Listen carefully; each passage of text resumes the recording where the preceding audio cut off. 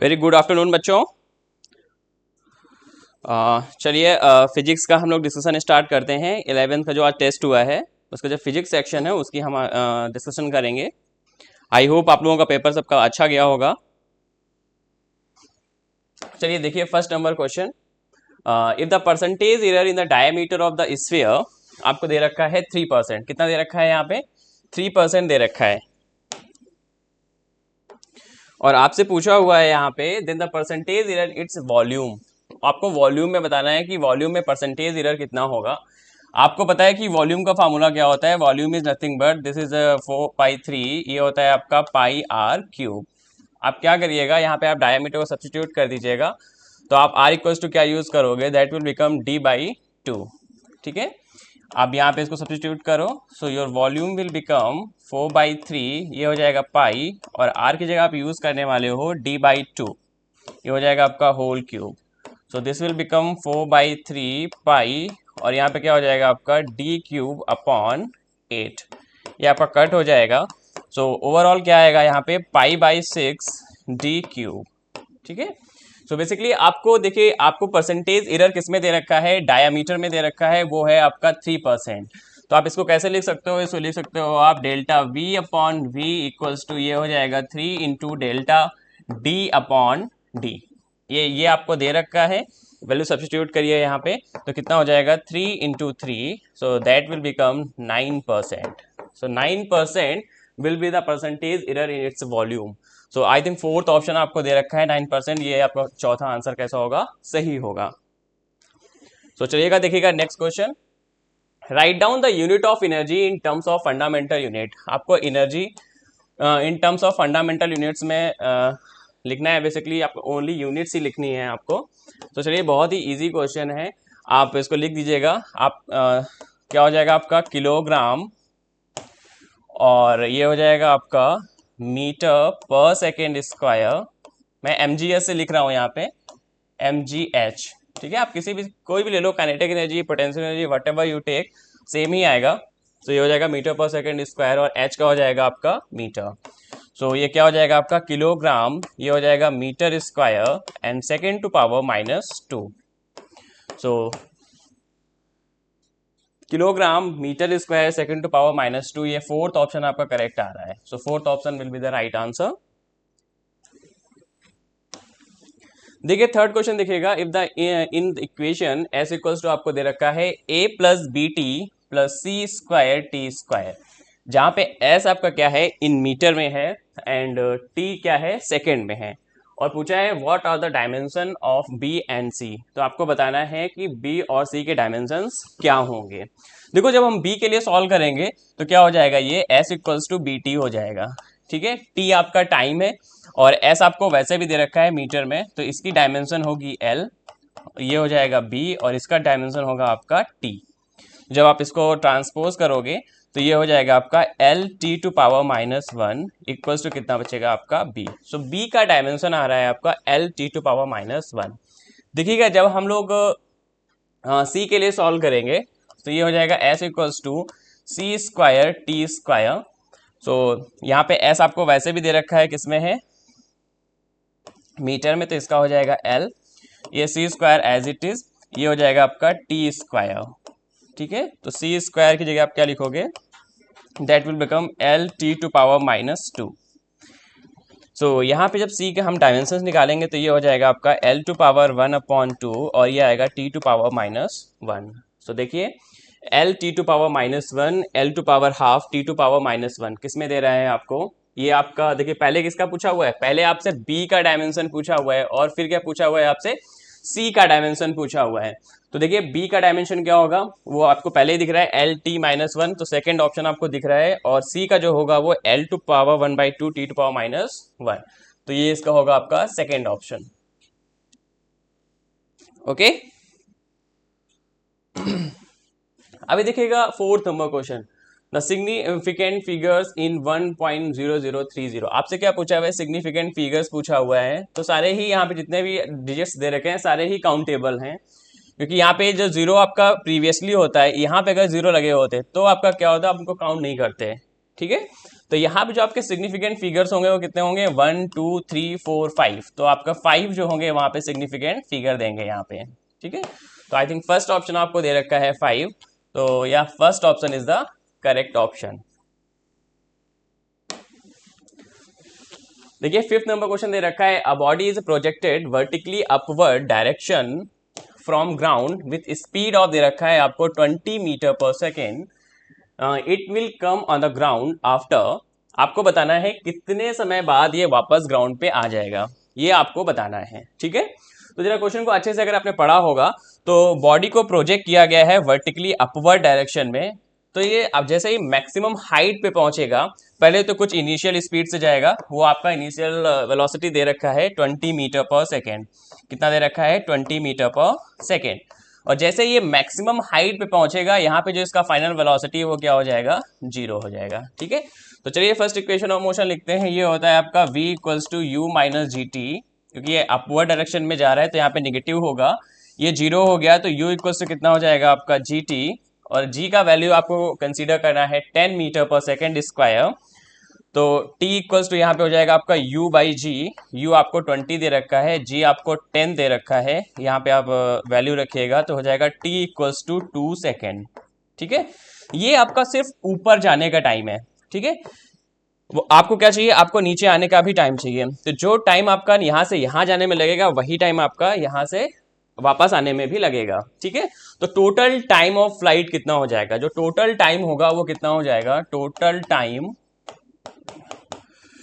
Time will be 2 into हो जाएगा आपका जो टी आपने अभी कैलकुलेट किया है, सो 2 into 2 that will become 4 second, so 4 second is the right answer, और 4 सेकेंड आपका सेकेंड ऑप्शन दे रहा है क्या, so 4 second this will is the right answer fifth question का।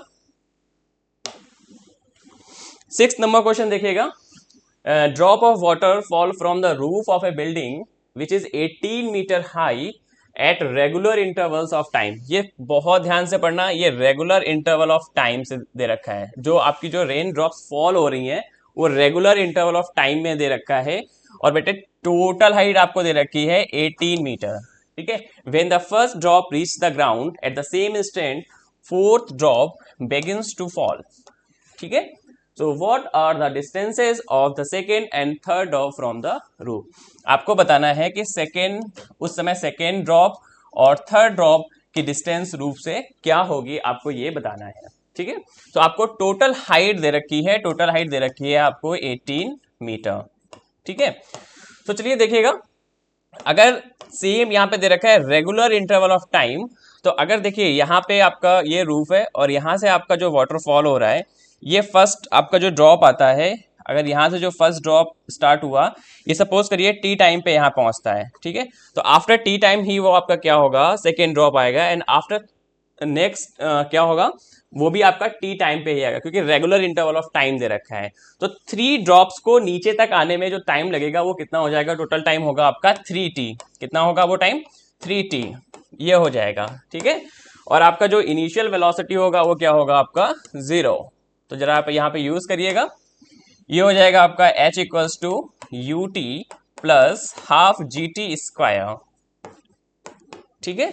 सो h आपको कितना दे रखा है 18, u आपका 0 हो गया, ये हाफ, g का वैल्यू 10, और t अभी मैंने बोला टोटल टाइम कितना लगेगा 3 ड्रॉप्स को नीचे तक आने में, ये हो गया आपका 3t, इज दैट क्लियर। तो देखो अभी इसको सॉल्व करो, ये हो जाएगा 5, और ये होगा आपका 18/5 इक्वल्स टू ये हो जाएगा 9t स्क्वायर, सो 9 वन जा 9, 9 टू जा 18, ठीक है। सो आप इसको सॉल्व करो, सो ये देगा आपको, सो t स्क्वायर इक्वल्स टू कितना बचेगा आपका 2/5, कितना बचेगा आपका 2/5। सो अगर आप जब यहाँ पे t को कैलकुलेट करोगे, सो यहाँ पे जो t हो जाएगा वो कितना होगा, हाफ जी टी स्क्वायर,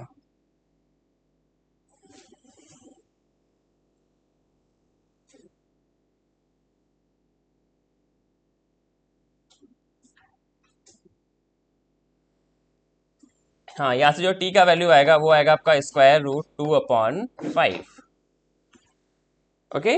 बस आपको क्या करना है, अब सेकेंड और थर्ड के लिए फाइंड करना है, तो आप उसको फाइंड कर लीजिए और आपको आंसर मिल जाएगा। ठीक है, तो देखो जरा, यहाँ पे मैं कैलकुलेट करने जा रहा हूँ फर्स्ट सेकेंड के लिए, सेकेंड ड्रॉप के लिए क्या हो जाएगा आपका, जो सेकेंड ड्रॉप के लिए आपका टाइम होगा वो कितना होगा, ये हो जाएगा आपका 2t। कितना होगा 2t। ओके, तो चलिए देखिएगा, सेकेंड टाइम के लिए मैं इस डिस्टेंस को h1 कंसीडर कर रहा हूँ, ये क्योंकि इनिशियल वेलोसिटी उसका भी क्या होगा आपका जीरो हो जाएगा, तो ये क्या बचेगा आपका हाफ जी टी स्क्वायर, और टू ये हो जाएगा 1/2, जी का वैल्यू 10, और यहाँ पे जो टाइम होगा हो जाएगा 2 इंटू ये होगा आपका स्क्वायर रूट 2/5 का होल स्क्वायर। आप इसको सॉल्व करिएगा, ये बचेगा आपका 5, और इसको जब आप ओपन करोगे तो ये कितना हो जाएगा 4 इंटू ये होगा 2/5, तो ये कितना बचेगा आपका 8 मीटर। सो H1 का जो वैल्यू आएगा, मतलब आपका जो सेकेंड ड्रॉप का जो डिस्टेंस है रूफ से, वो कितना आएगा आपका 8 मीटर। ठीक है, ऐसे ही आप H2 के लिए कैलकुलेट करिएगा। सो H2 और H1 यहाँ पे देखिएगा, जो बीच का टाइम होगा वो आपका कितना होगा T, टाइम कितना होगा T। तो देखो हाफ सेम, G का वैल्यू कितना है 10, और यहाँ पे जरा वैल्यू रखिएगा तो हो जाएगा स्क्वायर रूट 2/5 का स्क्वायर, तो ये बचेगा आपका 2/5, तो ये कट हो गया 2 से 2 और ये गया, तो कितना आएगा आपका 2 मीटर। सो 8 मीटर कॉमा 2 मीटर आपका जो डिस्टेंस होगा रूप से सेकेंड और थर्ड ड्रॉप के लिए, वो 8 मीटर और 2 मीटर होगा। देखिए कौन सा ऑप्शन आपको करेक्ट दे रहा है, fourth option is the correct option.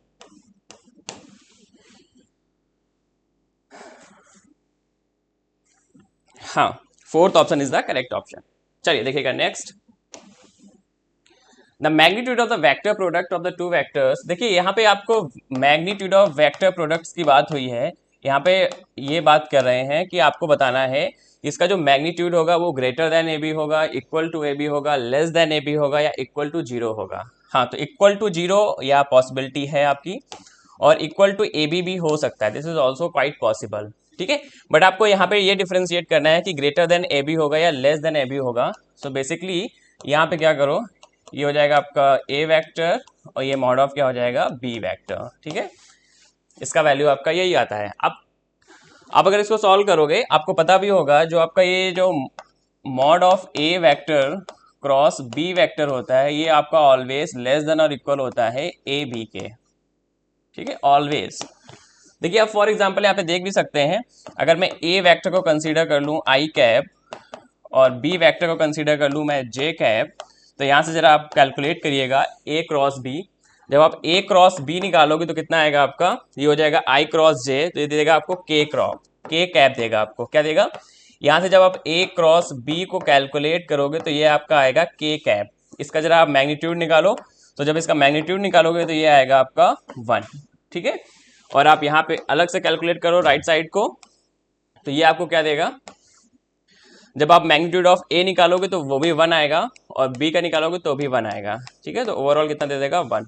तो कभी भी ये आपका वैल्यू ग्रेटर नहीं होगा, ऑलवेज लेस देन होगा, या आपका इक्वल टू होगा, या पॉसिबली आपका इक्वल टू जीरो भी हो सकता है कुछ क्वेश्चंस में। ओके, हाँ, तो देखिए कौन सा ऑप्शन सही है, मतलब बी सी और डी ऑप्शन आपके करेक्ट है, तो इसका मतलब है कि थर्ड ऑप्शन आपका करेक्ट ऑप्शन है। देखिए 8th नंबर क्वेश्चन क्या दे रखा है, आपसे पूछा हुआ है कि ए डॉट बी क्रॉस सी बताना है आपको। ठीक है, तो चलो पहले हम लोग बी क्रॉस सी निकाल लेते हैं कि बी क्रॉस सी कितना आएगा। तो चलो कैलकुलेट करो, बी क्रॉस सी ये कितना हो जाएगा आपका, ये हो गया आई कैप, इधर हो गया जे कैप, प्लस ये हो गया के कैप। तो यहाँ पे वैल्यू रखो जरा, ये हो जाएगा 1, ये हो गया 2, ये हो जाएगा 0, ये 0, ये 1, ये -1। ठीक है, आप इसको कैलकुलेट करो। सो आई कैप कितना हो जाएगा, ये -2, और ये दे देगा आपको 0, फिर हो जाएगा माइनस का जे कैप, ये वैल्यू देगा आपको -1, और फिर जो रिमेनिंग पार्ट है आपको 0 कर देगा, प्लस आपका क्या आएगा के कैप, ये आपका आएगा 1 -0। ठीक है, तो ये कितना आ जाएगा, माइनस का 2 आई कैप, ये हो जाएगा प्लस का जे कैप, और प्लस का कितना आएगा के कैप। ठीक है, अभी आपको क्या करना है, ए के साथ डॉट प्रोडक्ट करना है। क्या करना है आपको, ए के साथ डॉट प्रोडक्ट करना है, जरा करिएगा। ए का वैल्यू क्या दे रखा है आपको, ये दे रखा है आपको 2i कैप माइनस का 3j कैप प्लस का दे रखा है आपको 7k कैप, और डॉट जो अभी आपने कैलकुलेट किया है बी क्रॉस सी को वो वैल्यू रखिएगा। ये हो जाएगा 2i कैप प्लस जे कैप प्लस क्या होगा आपका k कैप। ठीक है, तो यहाँ पे जब आप करोगे तो कितना हो जाएगा आपका 2 to the -4 आएगा, और ये आएगा आपका -3, और ये क्या दे देगा आपको +7। तो इसका आंसर जो आएगा वो आएगा कितना 0। सो 0 is the correct answer. So fourth option आपका करेक्ट आंसर है। So when a projectile is fired at an angle with respect horizontal, so with velocity u, then the magnitude of its vertical component, आपको बताना है कि जो आपका magnitude होगा vertical component का वो क्या होगा, बढ़ेगा या घटेगा। देखिए क्या होगा, ये आपका कोई ऑब्जेक्ट प्रोजेक्टाइल किया गया है एट एंगल थीटा से। ठीक है, तो ये आपका क्या होगा, ये एंगल बन रहा है। ठीक है, ये आपका होगा horizontal component u cos theta, और ये क्या हो जाएगा आपका u sin थीटा। ठीक है, तो देखिएगा यहाँ पे आपके सीधे से डिपेंडेंसी किस पे है, थीटा पे। सो देखो जैसे जैसे हम मैक्सिमम पॉइंट ऑफ रीच पे पहुंचेंगे तो हमारा जो थीटा का वैल्यू है वो क्या होगा, इंक्रीज होगा। जो थीटा का वैल्यू होगा वो क्या होगा आपका, इंक्रीज होगा। Theta is increasing since here यहाँ तक। ठीक है, तो आपको पता है कि साइन 0 0 होता है और साइन 90 आपका कितना होता है, 1 होता है। कितना होता है, 1 होता है। तो 0 से 1 के बीच में वैल्यू है, इसका मतलब आपका जो वर्टिकल कंपोनेंट है दैट इज यू वाई, वो पहले तो इंक्रीज हो रहा है। ठीक है, वो आपका मैक्सिमम पॉइंट ऑफ रीच तक तो यहाँ तक इंक्रीज करेगा। फिर देखिए क्या होगा, जब भी यहाँ से वापस आएगा तो क्या होगा, वो आपका थीटा फिर से क्या होगा, डिक्रीज होगा। ठीक है, और जब आपका थीटा डिक्रीज होगा दैट मीन्स अब हम 90 से क्या आ रहे हैं, वापस 0 की तरफ आ रहे हैं, तो वहां पे क्या हो जाएगा आपका यू वाई का वैल्यू क्या हो जाएगा, डिक्रीज होगा। ओके, क्योंकि आप देख सकते हो साइन 30 का वैल्यू, अगर आप फॉर एग्जांपल देखो साइन 30 का वैल्यू होता है आपका 1/2, और साइन 45 का वैल्यू होता है 1/√2, साइन 60 का वैल्यू होता है आपका √3/2। ठीक है, तो ये सारे ही वैल्यू आपके देखिएगा, ये सारे इंक्रीजिंग ऑर्डर में लिखे हुए हैं। ओके, ये सबसे छोटा, ये उससे बड़ा, ये उससे बड़ा। साइन 90 आपका सबसे ग्रेटर होगा। साइन 90 का वैल्यू जो होता है वो होता है आपका 1। ठीक है, जब यहां से ये वापस रिवर्स करेगा तो क्या होगा आपका, ये वैल्यू जस्ट रिवर्स हो जाएगा, मतलब अब क्या होगा, ये वैल्यू लेस करेगा। ओके, तो पहले तो ये इंक्रीज करेगा आपका वर्टिकल कंपोनेंट, फिर जो होगा फिर क्या करेगा, डिक्रीज करेगा with height. So fourth option is the correct option. देखिएगा आपको दे रखा है the equation of the motion of a projectile, दे रखा है 12x माइनस का 3/4x², और उन्होंने g का वैल्यू भी दे रखा है। So what is the range of the projectile. ठीक है, सो आपको यहाँ पे ऐसा करते हैं, एक इक्वेशन होता है, आई होप पता होगा सबको, y = x tan theta 1 - x/r। ठीक है, ये आपका प्रोजेक्टाइल इक्वेशन होता है।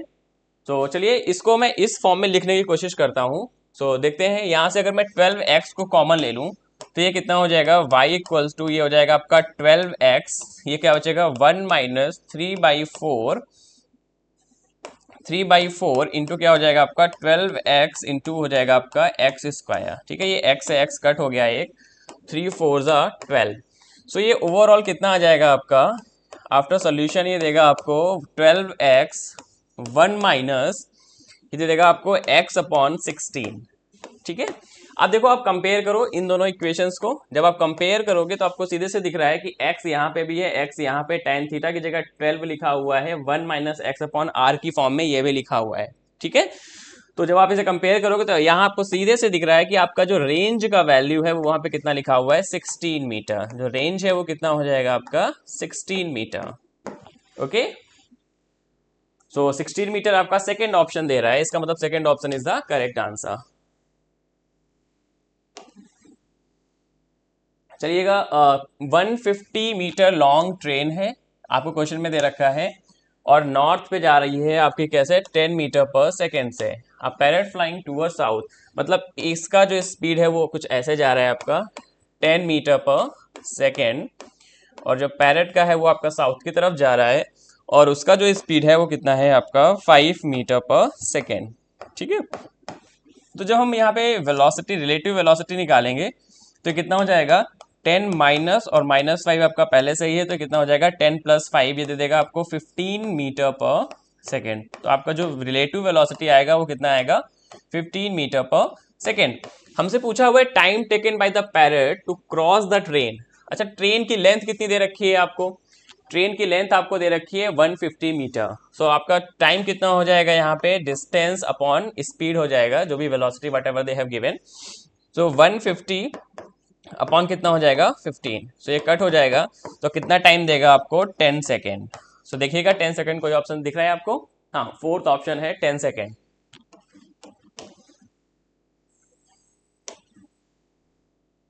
A particle move in a circle of 25 centimetre. देखिए आपको रेडियस दे रखा है, कितना है 25 सेंटीमीटर, एंड एट 2 रिवॉल्यूशन, ये बहुत इंपॉर्टेंट है, 2 रिवॉल्यूशन पर सेकेंड। यहाँ पे आपको ये फ्रीक्वेंसी दे रखी है, ठीक है।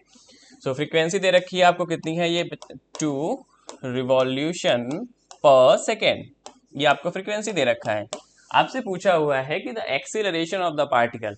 तो देखो एक्सीलरेशन कितना होगा आपका, एक्सीलरेशन होगा आपका ओमेगा स्क्वायर आर, ठीक है।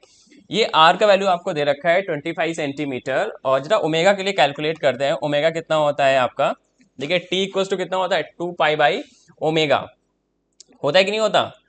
तो आप अगर इसको फ्रीक्वेंसी के टर्म में लिखोगे तो कितना हो जाएगा आपका, सो एफ इक्वल्स टू क्या हो जाएगा आपका ओमेगा अपॉन 2π। यहाँ से जरा ओमेगा की वैल्यू रखिए, सो ओमेगा विल बिकम, ये हो जाएगा आपका 2πf। एफ आपको दे रखा है कितना है 2, तो ये ओवरऑल कितना हो जाएगा 4π। बस आपको इस वैल्यू को यहाँ पे सब्स्टिट्यूट करना है। सो ओमेगा स्क्वायर हो जाएगा आपका 16π², और ये आपको सेंटीमीटर में दे रखा है, इसको आप मीटर में कन्वर्ट कर लीजिए।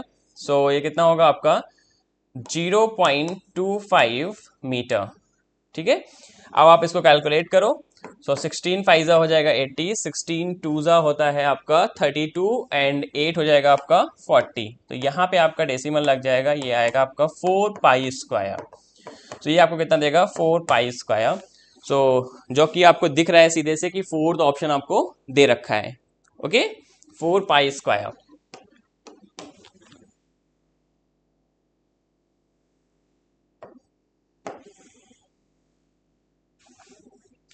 सो चलिए नेक्स्ट क्वेश्चन देखिएगा।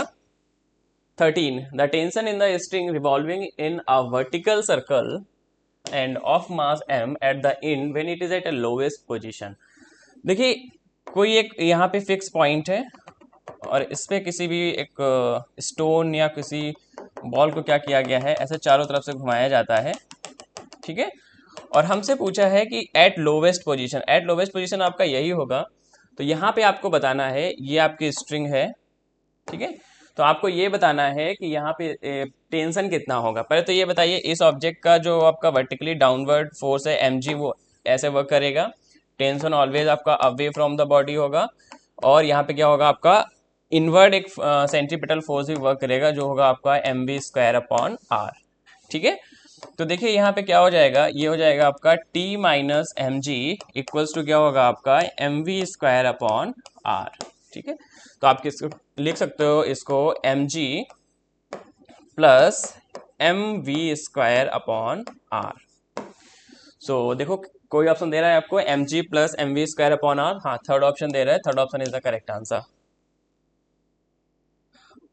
ठीक है।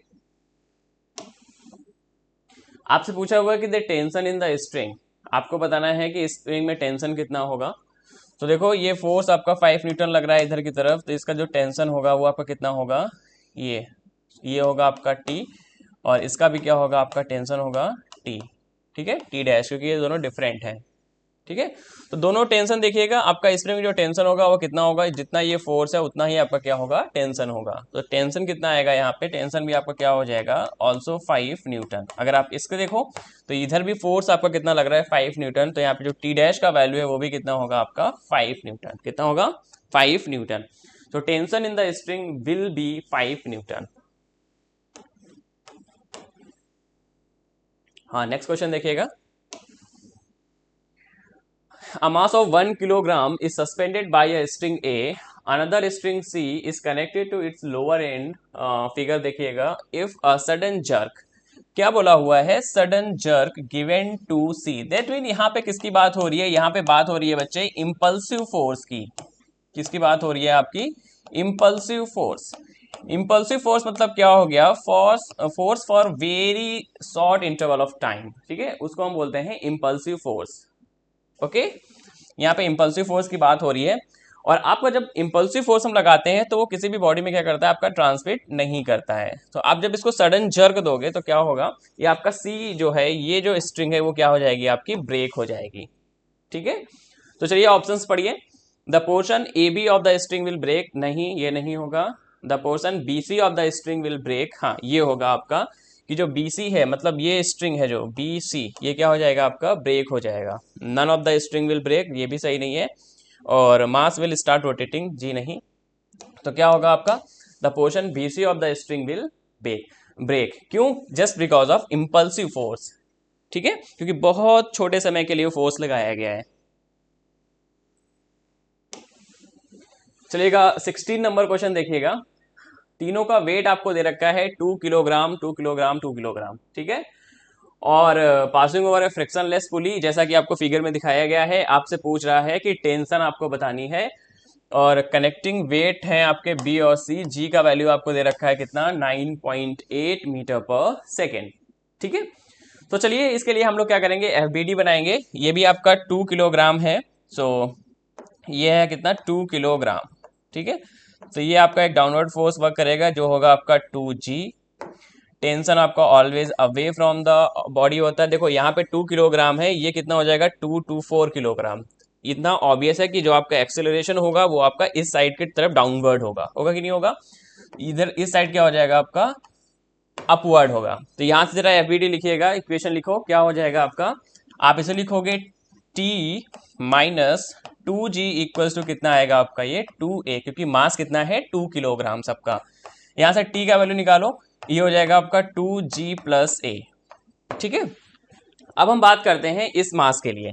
इस मास के लिए देखिएगा, ये तो टेंशन आपका अवे जाएगा, लेकिन यहाँ पे एक और स्ट्रिंग लगी हुई है, दूसरी स्ट्रिंग, तो इसकी वजह से भी क्या होगा, आपका टेंशन होगा, उसको हम बोलेंगे टी डैश। क्या बोलेंगे, टी डैश। इसका एक वर्टिकली डाउनवर्ड फोर्स वर्क कर ही रहा होगा, वो होगा आपका 2G। और ये आपका एक्सीलरेशन भी डाउनवर्ड है, तो ये आपका कितना हो जाएगा, ये ए एक्सीलरेशन से क्या कर रहा है, डाउनवर्ड मूव कर रहा है, ठीक है। तो जब आप इसका एफबीडी इक्वेशन ऑफ मोशन लिखोगे, इक्वेशन लिखोगे इसका, सॉरी, तो कितना हो जाएगा आपका, ये 2G plus T dash minus T equals to ये देगा आपको 2A, ठीक है। और जरा फाइनल के लिए लिखिएगा। देखो जब फाइनल के लिए लिखेंगे तो क्या होगा यहाँ पे, जब आप फाइनल के लिए लिखोगे, ये हो जाएगा, ये टेंशन आपका अवे फ्रॉम द लगेगा, ये 2G आपका डाउनवर्ड वर्क करेगा, any other forces are there, हाँ एक्सीलरेशन आपका क्या हो रहा है, वैसे भी डाउनवर्ड डायरेक्शन में ही हो रहा है, ठीक है। तो यहाँ पे जब आप इक्वेशन लिखोगे तो क्या हो जाएगा आपका 2G, ये हो जाएगा minus T dash equals to ये हो जाएगा आपका 2A, ठीक है। और यहाँ पे आप जो एक्सेलरेशन का वैल्यू है, यहाँ पे आप उससे भी निकाल सकते हो कि अगर आप इन दोनों मासेस को सिंगल मास कंसीडर कर लो, इसका मास करो कैपिटल M, तो आपको पता है कि आपका जो फॉर्मूला होता है एक्सेलरेशन फाइंड करने का, वो क्या होता है, ये होता है आपका capital M minus small m upon capital M plus small m into क्या हो जाएगा आपका G, ठीक है। और ये वैल्यू आपको दे रखे हैं, कैपिटल M मतलब कितना हो जाएगा, 2 + 2 4 हो जाएगा। 4 - 2 कितना बचेगा, 2 बचेगा, और 4 + 2 आपका कितना हो जाएगा, 6G।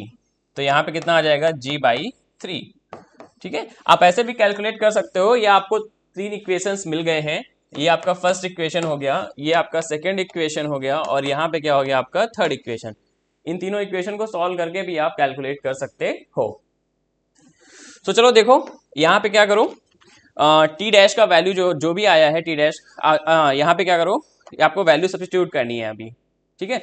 देखो यहाँ से टी डैश का जो वैल्यू होगा वो कितना हो जाएगा, वो हो जाएगा आपका 2G - 2A, ठीक है। ये आपका थर्ड इक्वेशन से निकला है वैल्यू, और इस वैल्यू को जरा आप क्या करिए, ऐसा करो, ये टी का वैल्यू जो इक्वेशन फर्स्ट में था वो इक्वेशन 2 में जरा पुट करो, देखो क्या होगा आपका, 2G प्लस होगा टी डैश माइनस कितना हो जाएगा, 2G - 2A इक्वल्स टू कितना आएगा, 2A। 2G से 2G क्या हो जाएगा आपका, कैंसिल हो जाएगा। टी डैश इक्वल्स टू कितना हो जाएगा आपका, 4A। ए का वैल्यू अभी आपने कैलकुलेट किया है 4 इंटू क्या हो जाएगा आपका g/3। सो आज जब इसको कैलकुलेट करोगे तो 4 इंटू जी का वैल्यू आपको लेना है 9.8/3, और जब आप इस होल वैल्यू को कैलकुलेट करोगे तो ये आपको देगा 13.07 समथिंग, कुछ ऐसा आंसर आएगा आपका। ठीक है, जो कि आपका अप्रोक्सीमेट इक्वल है किसके, 13 न्यूटन के इक्वल है। सो थर्ड ऑप्शन आपको दे रहा है, third option is the correct option. Okay, ठीक है। और वैसे आप यहाँ अगर आप एक्सीलरेशन का वैल्यू निकालोगे तो एक्सीलरेशन आप इजीली कैलकुलेट भी कर सकते हो। ठीक है, आप इन 3 इक्वेशंस का यूज करिएगा। अगर आपको ये नहीं याद है, बाय द वे आप भूल गए हो इसको, या आप कंफ्यूज हो रहे हो एग्जाम में कि बी और सी दोनों अलग अलग दे रखे हैं तो हम इसका यूज कर सकते हैं या नहीं, तो आपको क्या करना है, सिर्फ तीनों इक्वेशन को सॉल्व करना है और आपको यहां से भी क्या होगा, आपको एक्सीलरेशन मतलब ए का वैल्यू जी के टर्म्स में कुछ ना कुछ मिलेगा। ओके, चलिए देखिएगा next question. Maximum value of static fraction, maximum value आपकी जो होती है उसको क्या बोलते हैं हम लोग, लिमिटिंग फ्रैक्शन बोलते हैं। ठीक है, वो मैक्सिमम वैल्यू क्या होती है आपकी, लिमिटिंग फ्रैक्शन बोलते हैं। रोलिंग फ्रैक्शन नहीं, नॉर्मल रिएक्शन भी नहीं, कोएफिशिएंट ऑफ फ्रैक्शन तो बिल्कुल नहीं। ठीक है, इसको क्या बोलते हैं, लिमिटिंग फ्रैक्शन। मतलब जिसके वो फ्रिक्शन जहां तक क्या हो, वो बेसिकली क्या, कोई बॉडी मूव ना करे, और जहां से आपका स्टार्ट हो जाएगा उस वो क्या हो जाएगा आपका, what ever is rolling friction या जो भी होगा आपका। Is that clear? So maximum value of static friction जो होगा वो कितना होगा आपका, लिमिटिंग फ्रैक्शन, उसको हम बोलेंगे लिमिटिंग फ्रैक्शन। सो देखो नेक्स्ट क्वेश्चन देखो, if only conservative forces are working in the system, यहाँ पे किसकी बात हो रही है, कंजर्वेटिव फोर्सेज की बात हो रही है, और पूछा है we apply some external force, तो आपको बताना है कि क्या होगा। डब्ल्यू एक्सटर्नल जो होगा वो ऑलवेज आपका क्या होगा, बोल रहे हैं डेल्टा यू ऑलवेज होगा, जी नहीं, delta U plus kinetic energy होगा। ठीक है, और कंजर्वेटिव के, हाँ ये आपका बिल्कुल सही है, कंजर्वेटिव के केस में कि आपका माइनस का क्या होता है, आपका पोटेंशियल एनर्जी होता है। देखिए ये आपका क्या होगा, जब आपका बॉडी रेस्ट पे होगा, when body at rest, when body is at rest. ठीक है, ये क्या होगा, जब रेस्ट पे होगा, ऑलवेज तो नहीं होगा। ठीक है, यहाँ पे देखिए ऑलवेज लिखा हुआ है टर्म। ठीक है, और यहाँ पे देखो ये कब होगा आपका, जब ऑब्जेक्ट मूव कर रहा होगा, व्हेन बॉडी विल मूव या when body will accelerate, when body will accelerate.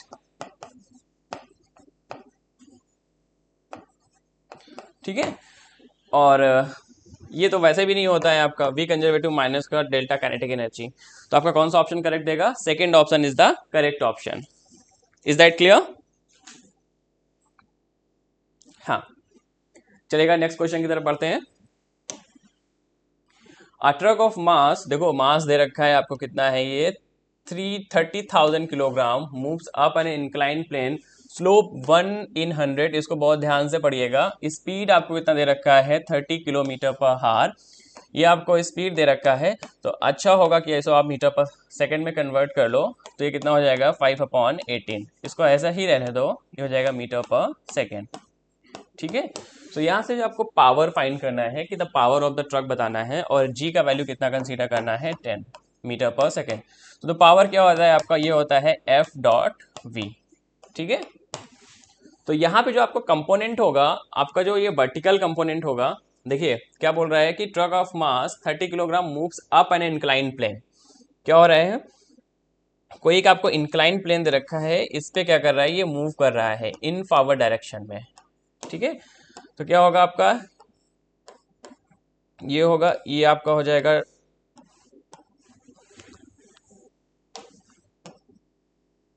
तो यहां से आप समझिएगा जरा, जो इसका वर्टिकल कंपोनेंट होगा ये देखिएगा। ठीक है, ये इसका हो जाएगा वेट mg डाउनवर्ड वर्क करेगा, और ये आपका क्या हो जाएगा, ये थीटा हो जाएगा mg कॉस थीटा, ये होगा आपका mg साइन थीटा। ठीक है, तो फोर्स बेसिकली आपका इस फोर्स के रीजन में कौन सा होगा, सिर्फ आपका ये वाला जो कंपोनेंट होगा वो वर्क करेगा। ठीक है, और ये कंपोनेंट आपको कितना होगा, mg साइन थीटा, कितना होगा ये, mg साइन थीटा। ओके, तो देखो यहाँ पे क्या हो जाएगा आपका, ये जो पावर है ये हो जाएगा आपका mg साइन थीटा।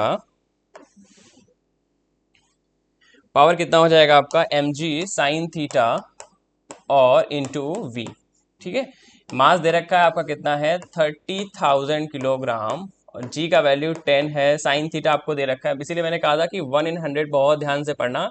तो इसका मतलब है आपका कि साइन थीटा का जो वैल्यू है वो कितना हो जाएगा आपका 1/100। ठीक है, ये होगा आपका 1/100 और v का वैल्यू कितना है आपका 30 इंटू 5/18। ठीक है, अब आपको इसको कैलकुलेट करना है। आप जब इसको कैलकुलेट करोगे जो आपको ओवरऑल आंसर मिलेगा वो आपको मिलेगा 25 किलोवाट। इसको आप कैलकुलेट करके देखिएगा। आपको ये आंसर देगा कितना 25 किलोवाट। ठीक है, सिर्फ आपको क्या करना है यहाँ पे मल्टीप्लिकेशन करना है और ये साइन थीटा का वैल्यू जरा ध्यान रखिएगा आप लोग। ओके, तो देखो 20 number, if the kinetic energy of the particle is increased by 800%। कह रहा है कि 800% इंक्रीज कर देते हैं तो आपको बताना है कि momentum of the particle will increase by, आपको बताना है कि कितना मोमेंटम इंक्रीज होगा। अच्छा पहले बताओ काइनेटिक एनर्जी को आप कैसे लिख सकते हो, दैट इज p² / 2m। ये हो गया आपका, यहाँ से जरा मोमेंटम लिखो। ये हो जाएगा आपका 2m और क्या हो जाएगा आपका काइनेटिक एनर्जी। तो ठीक है, ये आपका इनिशियल केस हो गया। ये आपका इनिशियल मोमेंटम दे रखा है आपको 2m काइनेटिक एनर्जी। अब ये 800% इंक्रीज हो गया, इसका मतलब कितना इंक्रीज हुआ।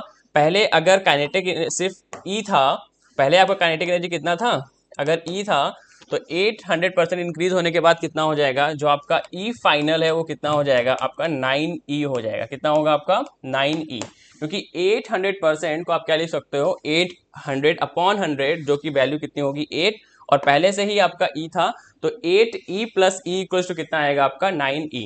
तो जो आपका P फाइनल है वो कितना हो जाएगा आपका, ये हो जाएगा आपका 2m, ये हो जाएगा आपका 9E। ठीक है, ये E को मैं काइनेटिक एनर्जी लिख रहा हूँ, मैं यहाँ पे आपका नोटेशन किया हुआ है मैंने। तो 9 क्या हो जाएगा बाहर आ जाएगा, ये हो जाएगा आपका 2me और इसे आप क्या √2me को आप क्या बोल सकते हो, दिस इज नथिंग बट आपका इनिशियल मोमेंटम जो कि होगा आपका pi। ठीक है, अब आपसे चेंज पूछा हुआ है कि पार्टिकल कितना मतलब कितना परसेंटेज इंक्रीज होगा momentum.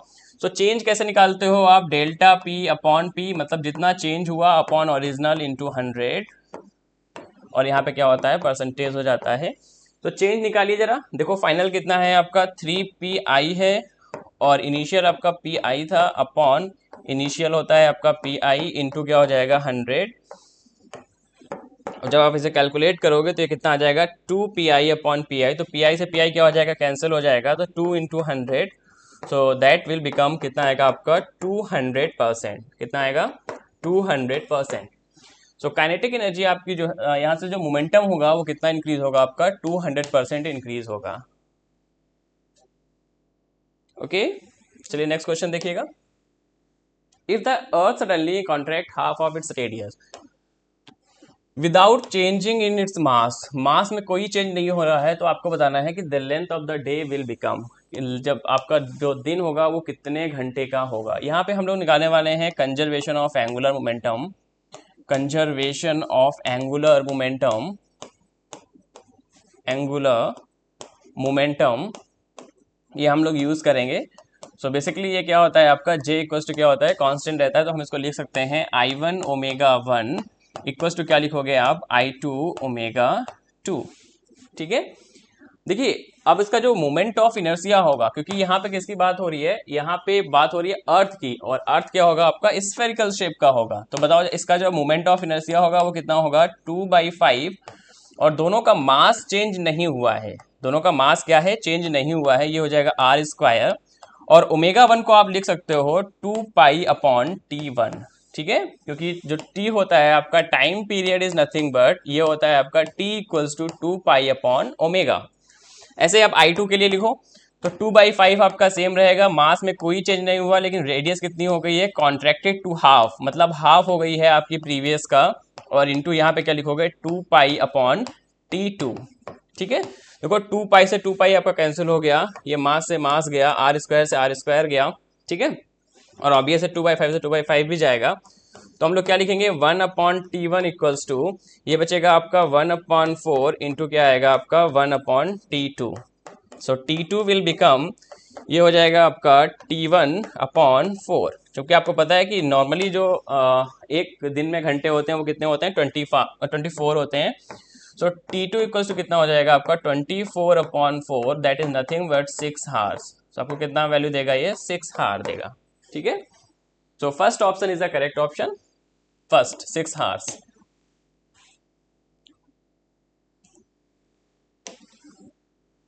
Moment of inertia up to sphere, एक आपका सॉलिड है और कैसा है दोनों, दूसरा कैसा है हॉलो है, इक्वल रेडियस है और दोनों का मोमेंट ऑफ इनर्शिया भी क्या है इक्वल है। तो आपको बताना है कि मास कितना होगा, कि mass of the solid 5 kilogram है, तो हॉलो सिलेंडर जो होगा आपका स्फीयर, उसका मास क्या होगा।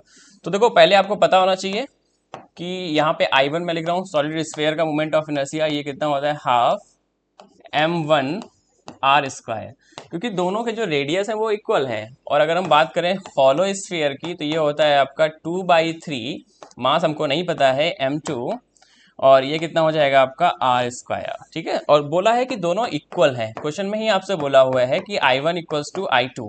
तो यहाँ पे क्या करो 2/5, ये हो जाएगा आपका m1r² इक्वल्स टू क्या हो जाएगा आपका 2/3 m2, ये हो जाएगा आपका r², 2/2 से 2 कट हो गया और r से r चला जाएगा आपका। m1 दे रखा है कितना है आपका 5 किलोग्राम, सो 1/5 इंटू क्या हो जाएगा आपका 5 इक्वल्स टू क्या आएगा आपका m2। तो यहाँ से कट करो और m2/3, m2/3 भी आपका साथ में चल रहा है। हाँ, तो यहाँ पे क्या बचेगा आपका m2 इक्वल्स टू आएगा आपका 3 किलोग्राम, कितना आएगा आपका 3 किलोग्राम। तो 22 का राइट आंसर है आपका फर्स्ट, दैट इज 3 किलोग्राम। ठीक है, चलिए नेक्स्ट देखिएगा। 3 रिंग्स ईच ऑफ मास, देखिए इस आपको इस एक्सिस के अलोंग आपको बताना है कि मोमेंट ऑफ इनर्शिया क्या होगा, ये आपको बताना है। ठीक है, तो देखोगे अगर आप ये देखोगे तो ये होगा आपका अलोंग डायामीटर। ठीक है, और बात हो रही है यहाँ पे रिंग की, किसकी बात हो रही है, रिंग की। ठीक है, तो अलोंग डायामीटर जो आपका मोमेंट ऑफ इनर्शिया, मतलब ये फर्स्ट, मैं इसे फर्स्ट कंसीडर कर रहा हूँ, ये आपका सेकेंड हो गया, ये आपका थर्ड हो गया, तो ये होता है आपका हाफ mr²। कितना होता है हाफ mr²। ठीक है, अब देखो अलोंग द एक्सिस, मतलब आप पैरेलल एक्सिस थ्योरम का यूज करने वाले हो यहाँ पे। ये क्या होता है आपका, ये होता है I अलोंग एक्सिस प्लस ये होता है आपका हाफ mr² प्लस क्या होगा आपका mr²। ठीक है, आप इसको ऐड करो तो देखो कितना आएगा, ये आएगा आपका 3/2 mr²। ठीक है, सो बेसिकली ये along centre of mass plus mr² लिखा हुआ है। ठीक है, कंफ्यूज मत होना, मैंने डायरेक्ट कर दिया है। तो यहाँ पे जो टोटल मोमेंट ऑफ इनर्शिया हो जाएगा वो हाफ mr² आपका पहले का हो जाएगा, प्लस 3/2 mr² आपका दूसरे का होगा, तीसरे का भी आपका यही होगा 3/2 mr²। ठीक है, सबको ऐड करो 33617 हो जाएगा, तो आई का वैल्यू कितना होगा आपका 7/2 mr², ये वैल्यू आएगा। तो देखिएगा फोर्थ ऑप्शन आपको दे रखा है ऐसा, सो फोर्थ ऑप्शन आपका करेक्ट है।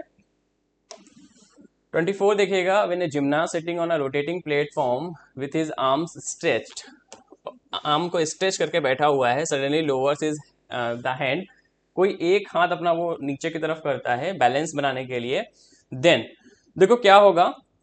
सो जैसे ही वो क्या करेगा, एक हाथ अपना ऐसा लो, कुछ ऐसे स्ट्रेच होगा वो। ठीक है, एक हाथ उसने लो, ऐसे लो किया, तो इसका मतलब क्या है, सो इसका मतलब क्या होगा, जो आपका मोमेंट ऑफ इनर्शिया है वो कहाँ पे आ जाएगा आपका near about axis of rotation. कहाँ पे होगा आपका जो मोमेंट ऑफ इनर्शिया है, मोमेंट ऑफ इनर्शिया किधर आ जाएगा आपका, near to axis of rotation, axis of rotation.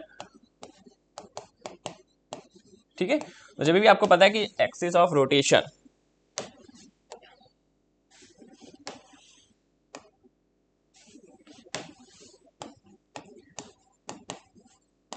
और आपको पता है कि जब भी ये आपका सीन होता है तो क्या होता है वहां पे मोमेंट ऑफ इनर्शिया क्या होता है, डिक्रीज होता है। क्या होता है, डिक्रीज होगा। सो या मोमेंट ऑफ इनर्शिया आपका डिक्रीज होगा, फर्स्ट ऑप्शन देखिएगा।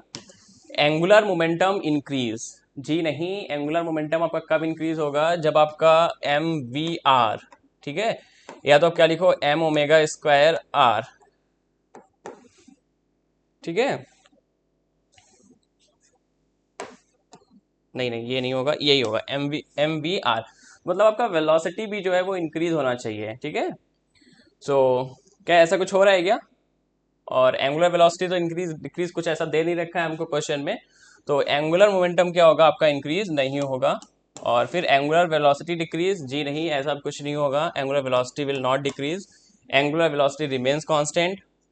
जो आपका एंगुलर वेलोसिटी होगा वो कांस्टेंट भी नहीं होगा, क्योंकि क्या होगा आपका कुछ ना कुछ वो अपने हैंड्स वेरी करेगा, तो कुछ ना कुछ वहाँ पे एक्सिस ऑफ रोटेशन में चेंज आएगा, ठीक है, जिससे आपका जो एंगुलर वेलोसिटी है कुछ ना कुछ क्या होगा, चेंज होगा। तो आपका क्या हो जाएगा, इस क्वेश्चन का करेक्ट आंसर है the moment of inertia will decrease.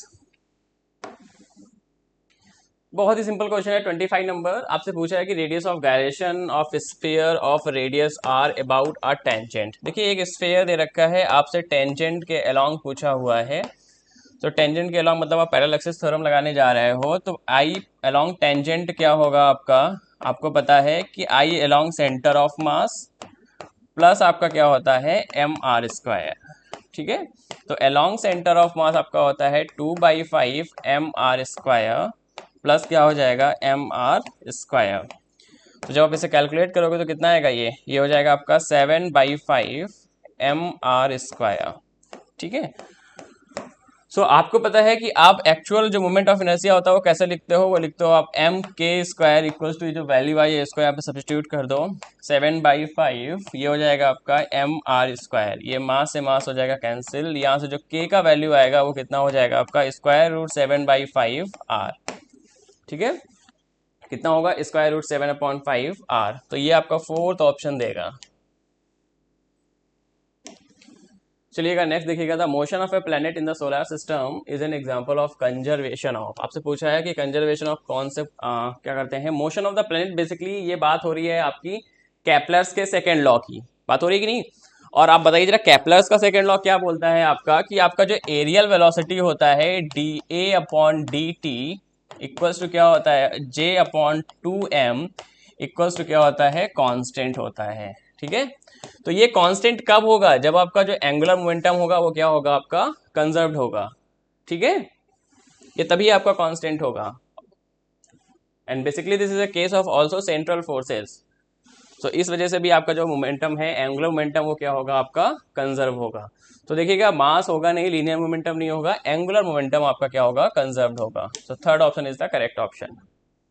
चलिएगा नेक्स्ट क्वेश्चन देखिएगा, at what height the value of g, कह रहे हैं कि half that on the surface, आपसे हाइट पे पूछा है, तो अच्छा पर्टिकुलर हाइट पे जो आपका जी डैश का वैल्यू होता है वो होता है आपका जी, ये होता है आपका R square upon R plus h का होल स्क्वायर, ठीक है, ये होता है बेसिकली आपका। इसके बाद ही हम लोग अप्रोक्सीमेशन यूज करते हैं, तो इसका कुछ फॉर्मूला ये निकल के आता है, ठीक है, g dash equals to g 1 minus 2h upon R, क्या आता है 1 माइनस 2h अपॉन आर, ठीक है, ये वैल्यू निकल के आता है। इसके पहले का ही ये आपका स्टेप है जो मैंने यहाँ पे लिखा हुआ है, जी का वैल्यू, जी डैश का वैल्यू है क्या हो गया, प्रीवियसली हाफ हो गया, जी डैश इक्वल्स टू जी, ये कितना हो जाएगा आपका आर स्क्वायर अपॉन क्या बचेगा आपका आर प्लस एच का होल स्क्वायर, तो जी कट हो जाएगा। सो यहाँ पे जब आप सॉल्व करोगे तो क्या हो जाएगा, this become R plus h upon R equals to बचेगा आपका स्क्वायर रूट 2, ठीक है। और जब इसको सॉल्व कर लीजिएगा तो ये बचेगा आपका 1 plus h upon R equals to square root 2 का वैल्यू कितना होता है 1.414, ठीक है। अब इसको आप लेफ्ट राइट में लेके आइए, तो आपका जो h अपॉन आर होगा वो कितना हो जाएगा, ये बचेगा आपका 0.414, तो h इक्वल्स टू हम कितना लिख सकते हैं 0.414 आर, ठीक है। तो देखो कोई ऑप्शन है ऐसा, या थर्ड ऑप्शन आपको दिखा रहा है कि ये है कब 0.414 आर। 28 देखिएगा, मिनिमम वर्क डन बाई, आपको वर्क डन निकालना है कि 2 आर सर्कुलर ऑर्बिट से कहाँ तक गया है, ये 3 R circular orbit around the earth. तो देखिए वर्क डन क्या होता है आपका, work done is nothing but this is a change in potential energy. क्या होता है आपका, चेंज इन पोटेंशियल एनर्जी। तो चलिए पहले फर्स्ट केस में हम लोग पोटेंशियल एनर्जी फाइंड करते हैं, जिसको मैं यू इनिशियल लिखूंगा। यू इनिशियल कितना होगा यहाँ पे, ये हो जाएगा आपका minus G capital M small m upon ये हो जाएगा आपका 2r। ठीक है, और देखिए आपको क्या पूछा हुआ है, रेडियस 3r हो गया अभी। तो जब रेडियस 3r होगा तो यहाँ पे जो फाइनल पोटेंशियल एनर्जी है वो कितना हो जाएगा, G capital M small m upon कितना हो जाएगा आपका 3r। अब यहाँ से जरा वर्क डन निकाल लीजिए। तो चेंज इन वर्क डन क्या हो जाएगा, चेंज इन पोटेंशियल एनर्जी मतलब final minus initial upon 3r, ये माइनस माइनस क्या हो जाएगा, प्लस हो जाएगा जी एम अपॉन कितना होगा 2r। जब आप इसको कैलकुलेट करोगे तो ये दे देगा आपको capital G capital M small m upon 6r। ठीक है, ये आपको दे देगा वर्क डन। ठीक है, जो कि देखिए दे रहा है सेकेंड ऑप्शन आपको दे रहा है G capital M small m upon 6r। 29 question number देखिएगा, how much deep inside the earth should a man go, ठीक है, so that its weight becomes 1/4। देखो यहाँ पे वेट की बात हो रही है, तो आप कंफ्यूज मत होना। देखिए अगर आपका अर्थ सरफेस पे कितना था, ये कितना है, W equals to m g है। ठीक है, सो क्या बोल रहे हैं कि जो आपका W डैश है वो कितना हो गया आपका, प्रीवियसली का 1/4 हो गया। तो आपको ये समझना है कि उस ऑब्जेक्ट के मास में तो कोई चेंज नहीं होगा, टोटल चेंज किसमें होगा, आपका एक्सीलरेशन ड्यू टू ग्रेविटी। मतलब यहाँ पे आपका g है तो यहाँ पे कितना हो जाएगा आपका g/4, कितना होगा g/4। ठीक है, इसको जरा ध्यान से समझिएगा, ये हो जाएगा आपका g/4। तो यहाँ पे आपकी डेप्थ की बात हो रही है, तो आपको पता है कि g डैश एट डेप्थ क्या होता है, 1 माइनस क्या होता है आपका h/r। ठीक है, तो जी डैश मतलब कितना हो गया आपका g/2, ये हो जाएगा g 1 माइनस h/r। तो यहाँ पे क्या करो, जी से कट हो जाएगा, आप इसको सॉल्व करो, 1/2 इक्वल्स टू यहाँ बचेगा 1 माइनस h/r। सो जब आप इसको सॉल्व करोगे तो h/r इक्वल्स टू कितना देगा आपका 1/2। ठीक है, सो h इक्वल्स टू कितना हो जाएगा, h इक्वल्स टू आएगा कितना आपका r/2। कितना आएगा आपका h इक्वल्स टू r/2। ये आपका आंसर आएगा 29 का।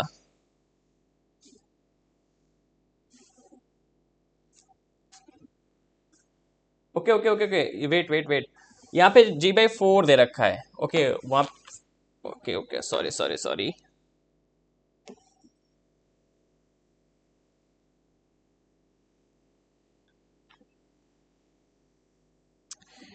हाँ देखिए कि यहाँ पे g/4 दे रखा है, तो यहाँ पे आपको g/4 यहाँ पे यूज करना है। g/4 इक्वल्स टू g, ये हो जाएगा आपका 1 माइनस h/r। तो ये g से g क्या हो जाएगा, कैंसिल हो जाएगा।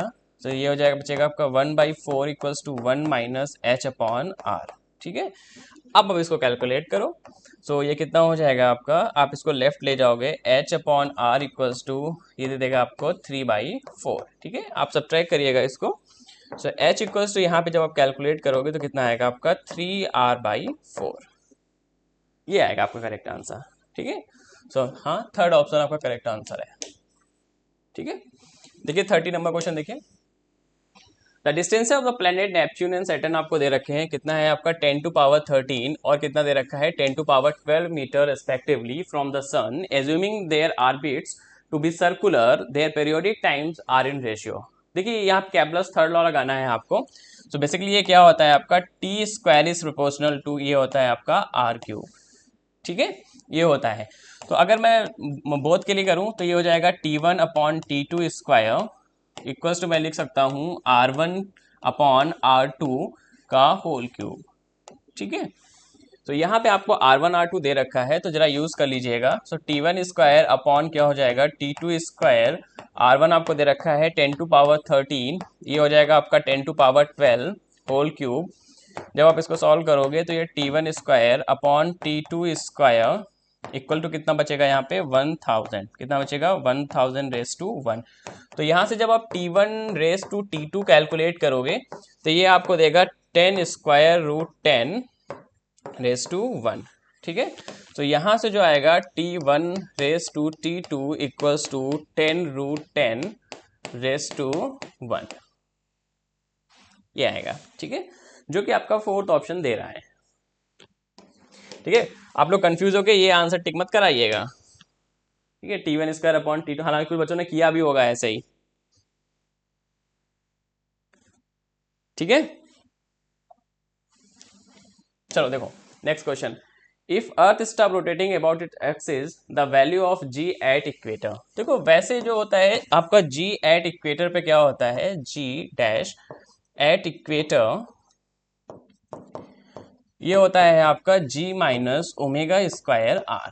ठीक है, क्योंकि यहाँ पे जो आपका थीटा है वो जीरो हो जाता है, तो कॉस जीरो का वैल्यू 1 आता है, इसीलिए ये टर्म लिखा हुआ है ओमेगा स्क्वायर आर। अगर अर्थ आपका रोटेट करना बंद कर दे तो that mean omega tends to क्या हो जाएगा आपका जीरो। सो ओमेगा मतलब जीरो हो गया, तो ये टर्म क्या हो गया आपका जीरो हो जाएगा पूरा। तो जी डैश का जो वैल्यू है वो कितना आएगा आपका जी। इसका मतलब है कि इस होल वैल्यू में क्या किया गया, प्लस ओमेगा स्क्वायर आर किया गया। इसका मतलब यही तो हुआ कि उसका जो जी का वैल्यू है वो कितना इंक्रीज हो गया, ओमेगा स्क्वायर आर। ठीक है, तो it will increases by omega square R. ठीक है, जो कि आपको थर्ड ऑप्शन दे रहा है।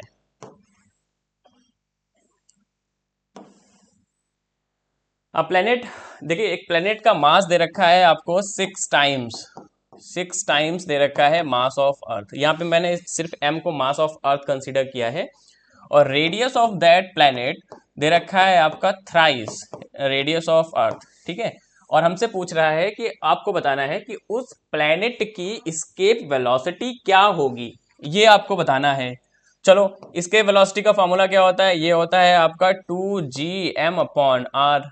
ये होता है इसके वेलोसिटी का फॉर्मूला। ठीक है, तो ये अर्थ की बात हो गई। अब हम बात करते हैं उस प्लेनेट की, तो उसको मैं वी डैश कंसीडर कर लेता हूँ। तो ये कितना हो जाएगा, 2 आपका एज इट इज जी, मास आपका 6 टाइम इंक्रीज हो गया, और रेडियस आपकी 3 टाइम इंक्रीज हो गई, तो ये हो गया 3। ये 3 2 जा 6 हो जाएगा, ये कितना हो जाएगा 2 इंटू इसको लिख लो 2gm/r। देखिए ये वही है आपका जो कि अर्थ का इसके वेलोसिटी है, तो अब इसको क्या लिखोगे, √2 इंटू क्या हो जाएगा आपका v। सो देखिए कौन सा ऑप्शन मैच कर रहा है, सेकेंड ऑप्शन मैच कर रहा है, √2 इंटू v। चलिए नेक्स्ट क्वेश्चन देखिएगा। If length of a wire decrease by 1%, आपका जो लेंथ ऑफ द वायर है वो कितना हो गया, डिक्रीज हुआ है 1%, देन आपको बताना है कि लीनियर स्ट्रेन क्या होगा, और 2 किलोग्राम वेट रखा गया है। ठीक है, आपको लीनियर स्ट्रेन क्या होगा ये बताना है। अच्छा, लीनियर स्ट्रेन होता क्या है, ये तो होता है आपका कितना चेंज हुआ अपॉन ओरिजिनल। ठीक है, चेंज अपॉन ओरिजिनल, यही तो होता है। अब चेंज ही तो दे रखा है ये आपको 1%, 1% ऑफ एल, 1% ऑफ ओरिजिनल, ये तो दे रखा है चेंज अपॉन एल, जरा इसको समझिएगा। ठीक है, अब इसको क्या लिख सकते हो, 1% को आप लिखोगे 1/100, जिसको आप लिख सकते हो 0.01 एल अपॉन एल। तो ये एल से एल क्या हो जाएगा, कट हो जाएगा, तो लीनियर स्ट्रेन आपका कितना आएगा 0.01। ओके, ये आप ध्यान से देखिएगा कि 1% आपका डिक्रीज हुआ है। ठीक है, तो एक्चुअल आपका चेंज कितना हुआ है, 1% ही तो चेंज हुआ है। तो देखिए 0.01 कहां दे रहा है आपको, थर्ड ऑप्शन दे रहा है, 0.01 is the third option.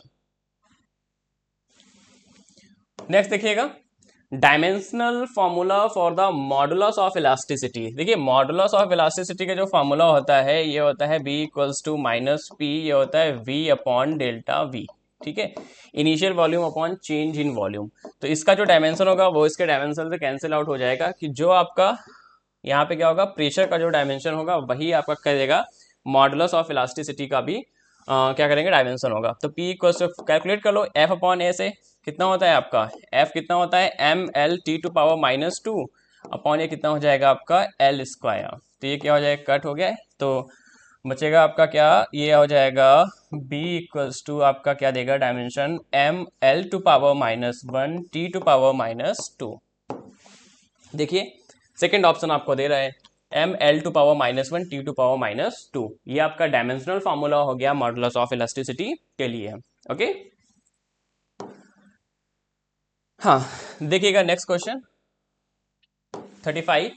The length of the wire increase by 0.025%। कितना इंक्रीज हुआ है? 0.025%। तो आप लोगों को ये थोड़ा सा इसमें करेक्शन करना पड़ेगा कि जब आपका लेंथ इंक्रीज हुआ है बच्चे, तो डायामीटर क्या होगा? डिक्रीज होगा। तो ये क्या होगा? ये गलत है। यहाँ पे आपको लिखना पड़ेगा डिक्रीज। क्या होगा? डिक्रीज। डिक्रीज होगा इन इट्स डायामीटर। ठीक है, ये डायामीटर में कितना डिक्रीज होगा वो आपको बताना है।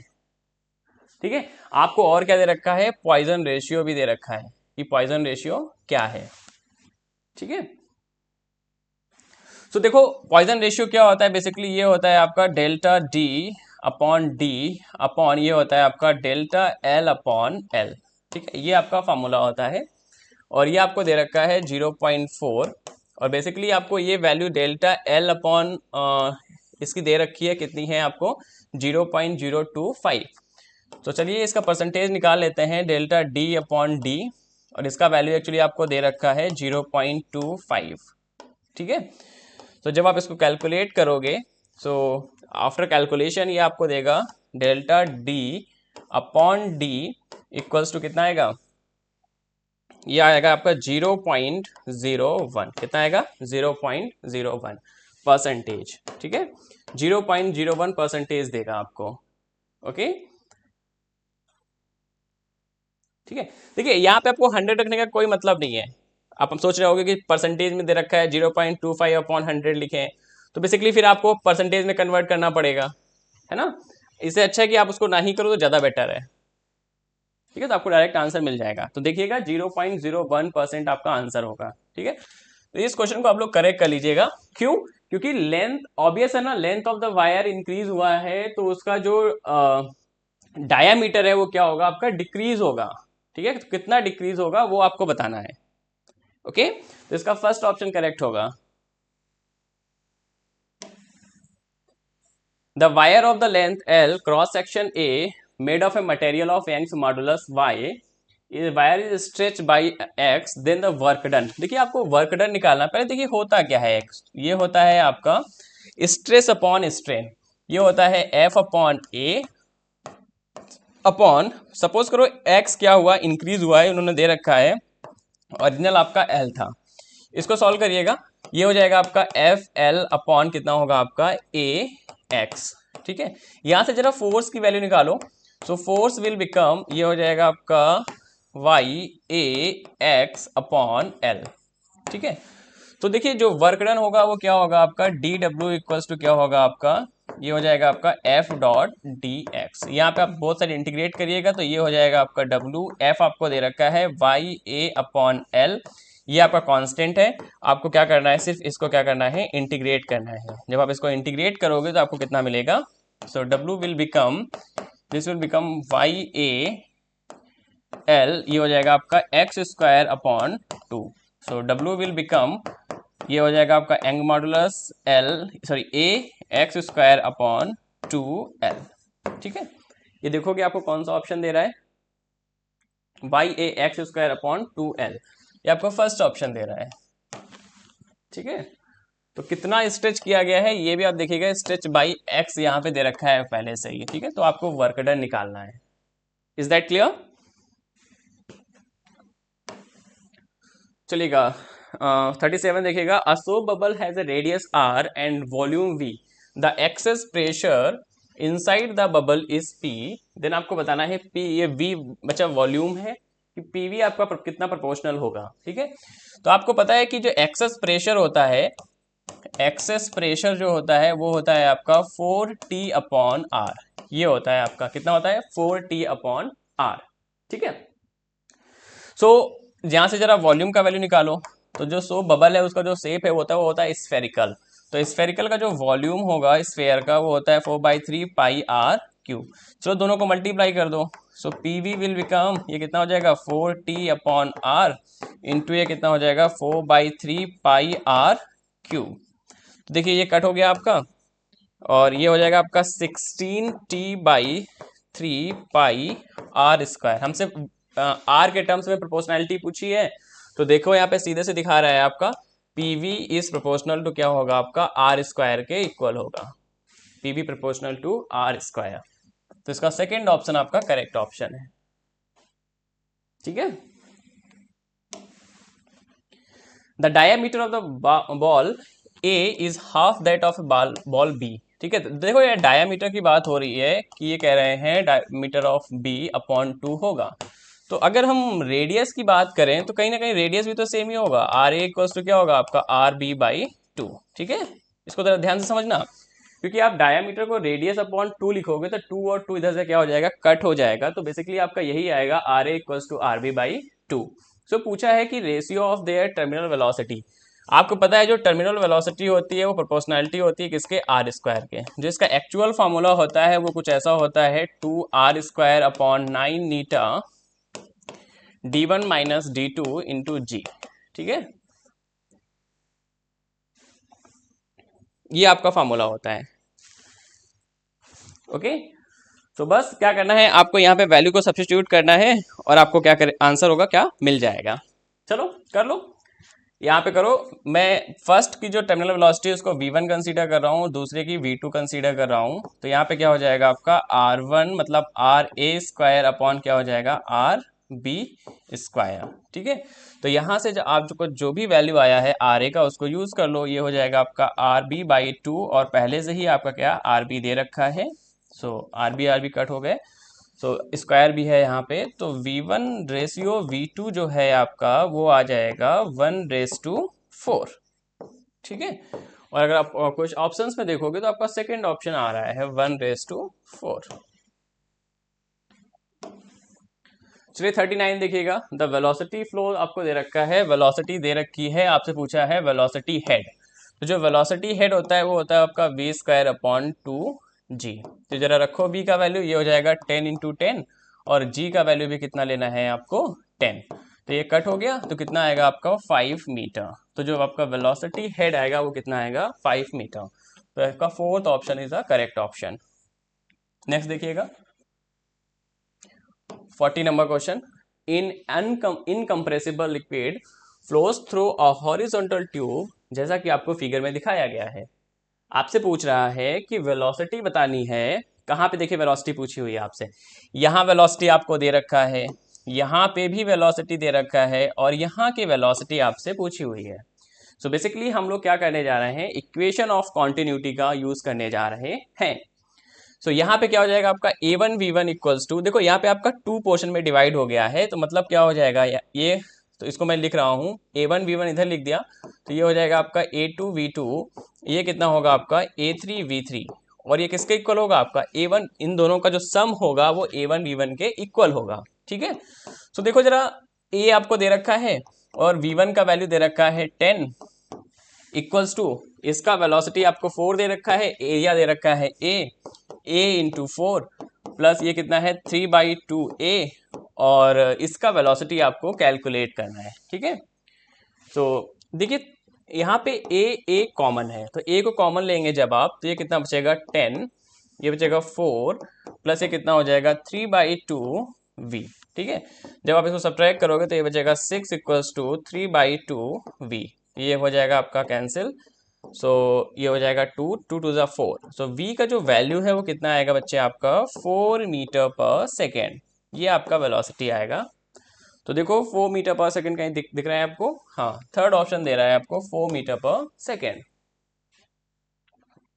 ओके, चलेगा नेक्स्ट क्वेश्चन देखिएगा 41, पूछा है कि the velocity of small ball, और डेंसिटी यहाँ पे दे रखा है d1। क्वेश्चन को अच्छे से पढ़िएगा, डेंसिटी d1 दे रखा है, when dropped in a container filled with the glycerine. Glycerine से क्या है वो फिल्ड है, becomes constant after some time if the density of the glycerine is d2। आपको बताना है the viscous force acting on the ball will be. तो viscous force वैसे होता क्या है पहले वो बताओ। F इक्वल्स टू क्या होता है आपका 6 पाई नीटा आर वी। ठीक है, यहाँ पे v क्या होगा, v है आपका टर्मिनल वेलोसिटी। तो जरा बताइए टर्मिनल वेलोसिटी, मैंने अभी आपको 2 क्वेश्चन पहले बताया हुआ है, terminal velocity is nothing but 2/9 eta R square, ये हो जाएगा आपका d1 माइनस d2 और इंटू क्या हो जाएगा आपका g। ठीक है, इस वैल्यू को यहाँ पे सब्स्टिट्यूट करो, तो जब आप सब्स्टिट्यूट करोगे तो ये हो जाएगा आपका 6 पाई नीटा आर, और v का जो वैल्यू है ये है आपका 2r² अपॉन 9 नीटा, ये हो जाएगा आपका d1 माइनस d2 इंटू क्या हो जाएगा g। ठीक है, ये आएगा। देखो कुछ कैंसिल हो रहा है, नीटा से नीटा आपका कैंसिल हो रहा है, और ये हो जाएगा आपका 2 और ये हो जाएगा 3 टाइम्स। सो बेसिकली यहाँ पे आ जाएगा 2/3 पाई, और क्या बचा, और ये 2 और है तो ये हो जाएगा आपका 4। एक्चुअली कितना होगा ये 4 पाई, ये हो जाएगा r³। ठीक है, 4/3 पाई r³। ये क्या बचा, और इधर बचा आपका d1 माइनस d2 इंटू क्या हो जाएगा आपका g। ठीक है, इतना क्लियर है।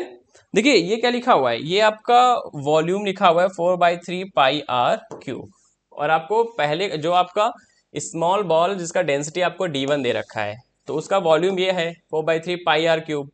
तो जरा बताइए डेंसिटी इक्वल्स टू क्या होता है, मास अपॉन वॉल्यूम, होता है कि नहीं होता। तो वॉल्यूम इक्वल्स टू क्या हो जाएगा आपका मास अपॉन डेंसिटी। तो इसका डेंसिटी आपको क्या दे रखा है, d1 दे रखा है। तो बस इस वैल्यू को यहाँ पे सब्स्टिट्यूट कर दो, तो ये हो जाएगा आपका m अपॉन d1, ये क्या हो जाएगा d1 माइनस d2 इंटू क्या हो जाएगा g। यहाँ से आप d1 को ले लो कॉमन, जब आप कॉमन लोगे तो यहाँ पे जो आपका जो फोर्स है वो कितना हो जाएगा, हाँ mg, ये हो जाएगा 1 माइनस d2 बाई d1। ठीक है, ये आएगा आपका mg 1 minus d2 upon d1। ठीक है, बस ये आप याद रखिएगा कि यहाँ पे ये सब्स्टिट्यूशन किया गया है। ओके, तो ये फर्स्ट ऑप्शन दे रहा है आपको। नेक्स्ट देखिएगा, dimensional formula for the coefficient of viscosity. Coefficient of viscosity के लिए आपसे पूछा हुआ है, तो आपको अभी आपने पढ़ा है कि F इक्वल्स टू कितना होता है 6 पाई नीटा RV। तो नीटा के लिए क्या लिखोगे आप, F dimension of F upon dimension of R and dimension of V। ठीक है, तो आपको पता है कि F के लिए क्या होता है ml t to power -2, R का क्या हो जाएगा आपका L हो जाएगा, और V का कितना होगा आपका L t टू पावर -1। तो L से L क्या हो जाएगा, कट हो जाएगा। तो यहाँ पे भी एक पावर आपकी रिड्यूस हो जाएगी, तो हो जाएगा m l टू पावर -1, ये कितना बचेगा t टू पावर -1। ये आपका आएगा dimensional formula for the coefficient of viscosity, जो कि आपका फर्स्ट ऑप्शन है। चलिएगा नेक्स्ट देखिएगा, A load of 25 kilogram weight is applied on a wire of diameter 0.4 centimetre. देखिए बच्चे ये डायामीटर आपको दे रखा है, तो रेडियस कितना हो जाएगा आपका 0.2 सेंटीमीटर। ठीक है, which is a length increase from 10 centimetre 100 centimetre to 102। तो यहाँ पे जो डेल्टा एल है जो चेंज हुआ वो कितना हुआ, 2 सेंटीमीटर हुआ है। कितना हुआ है, 2 सेंटीमीटर। आपसे पूछा हुआ है कि young modulus of the wire, ये आपका जो यंग्स मॉडुलस है वो कितना होगा, ये आपको बताना है। तो चलिए बताइए इसको क्या होगा, आपको पता है क्या होता है ये। सो F अपॉन ए, फिर से वही आपका कितना डेल्टा एल अपॉन एल। ठीक है, एफ एम जी हो गया अपॉन ये हो गया आपका पाई r² डेल्टा एल इंटू क्या हो जाएगा एल। ठीक है, तो जो वैल्यू यहाँ पे दे रखी है उसको वैसे ही सब्स्टिट्यूट कर दो, और इसको आप सीजीएस में सॉल्व करना। ठीक है, 25 किलोग्राम दे रखा है तो इसको ग्राम में कन्वर्ट कर लो, ये हो जाएगा 1000 इंटू ग्राम, जी का वैल्यू 9.8, और एल अभी आपका जो ओरिजिनल था वो कितना था 100 अपॉन पाई 3.14 लीजिएगा, और आर का वैल्यू आपको दे रखा है कितना है, तो ये हो जाएगा 0.04, ये हो जाएगा r² आपका। चेंज कितना लिखा हुआ है 2 सेंटीमीटर। ठीक है, आप इन वैल्यू को सॉल्व करिएगा तो आपको जो आंसर मिलेगा वो आएगा आपका यंग्स मॉडुलस आपका आएगा 9.75 इंटू 10 टू पावर 9 डाइन पर सेंटीमीटर स्क्वायर, ये देगा आपको। ठीक है, आप इसको कैलकुलेट कर लीजिएगा, आपको ये कैलकुलेशन करना है। तो ये ऑप्शन आपका आएगा, फर्स्ट ऑप्शन इसका आएगा। चलिए नेक्स्ट क्वेश्चन देखिएगा, 44 3 equal drops are falling through the air with a steady velocity of 2 centimeter per second। ठीक है, if the drops coalesce then आपको बताना है कि टर्मिनल वेलोसिटी क्या होगी। यदि वो क्या होती हैं, आपस में मिल जाती हैं, तो आपको बताना है कि आपकी जो टर्मिनल वेलोसिटी होगी वो क्या होगी। ठीक है, तो पहले आपको टर्मिनल वेलोसिटी दे रखा है, दैट मीन्स v1 दे रखा है, कितना है 2 सेंटीमीटर पर सेकेंड। ठीक है, सो अच्छा मुझे बताओ कि एक रेन ड्रॉप आपका स्फेरिकल शेप का होगा, तो उसका जो वॉल्यूम होगा वो कितना होगा। जो वॉल्यूम होगा आपका, वॉल्यूम इज नथिंग बट वो होगा आपका 4/3 पाई आर क्यूब। ठीक है, ऐसे अगर आप फॉर 3 रेन ड्रॉप्स कैलकुलेट करोगे, फॉर 3 रेन ड्रॉप्स तो कितना हो जाएगा आपका, ये हो जाएगा 3 इंटू 4/3 पाई आर क्यूब।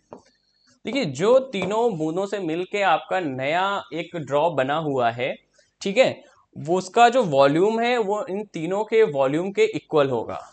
इतना सबको क्लियर है। तो देखो, ये आप इसको ऐसे लिखा रहने दीजिए, 3 इंटू 4/3, ये हो जाएगा आपका पाई आर क्यूब। मैं उसके जो रेडियस है उसको मैं कैपिटल आर कंसीडर कर रहा हूँ, 4/3 ये हो जाएगा पाई, ये हो जाएगा आपका आर क्यूब। 4/3 पाई से 4/3 पाई क्या होगा आपका, कैंसिल हो जाएगा। तो यहाँ से जब आप आर का वैल्यू कैलकुलेट करोगे, कैपिटल आर का कुछ ऐसा आएगा, 3⁻1/3 स्मॉल आर, ये वैल्यू देगा आपको। ठीक है, और आपको पता है कि टर्मिनल वेलोसिटी का डायरेक्ट आपका प्रोपोर्शनैलिटी होता है आर स्क्वायर से। ठीक है, तो देखो जो आपका नया वेलोसिटी होगा उसको मैं यहाँ पे v2 कंसीडर कर रहा हूँ। सो v2 विल बिकम, कितना हो जाएगा, आप इसको यूज करिएगा। ठीक है, सो इसको जब यूज करोगे तो कितना हो जाएगा, ये इसका स्क्वायर करना पड़ेगा, प्रोपोर्शनैलिटी ही पूछा हुआ है। हाँ, then the new terminal velocity will be, ये कितना होगा आपका 3 टू पावर, ये हो जाएगा आपका 2/3 और ये हो जाएगा आपका आर स्क्वायर। देखिए, आप इसको ऐसे भी तो लिख सकते हो ना, v proportional to R square, क्योंकि जो जो आपकी रेन ड्रॉप थी उसका जो रेडियस, सॉरी, स्क्वायर होगा। ठीक है, तो ये क्या लिखा हुआ है आपका, ये आपका v1 ही तो लिखा हुआ है। सो v2 जो कि आपका 2 दे रखा है। अब देखो इसको कैसे लिख सकते हो, 2 को आप अंदर ले आओ, ये हो जाएगा 9 टू पावर 1/3 और इसको आप लिख सकते हो क्या, v। ठीक है, या v1, आपको v1 का वैल्यू पता है कितना है आपका, दैट इज 2 सेंटीमीटर पर सेकेंड। तो कितना हो जाएगा आपका answer, 2 into 9 to power whole 1/3, ये आएगा आपका आंसर, जो कि आपका थर्ड ऑप्शन सेटिस्फाई कर रहा है। ठीक है,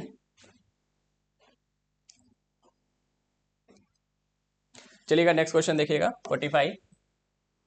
water rises to a height of 10 centimetre in, देखिए ये कैपिलरी ट्यूब का क्वेश्चन है, and mercury falls to a depth of 3.42 centimetre in the same tube. If the density of mercury आपको दे रखा है इतना, एंगल ऑफ कॉन्टैक्ट दे रखा है आपको 135, तो आपको रेशियो ऑफ सरफेस टेंसेस निकालना है for water and the mercury.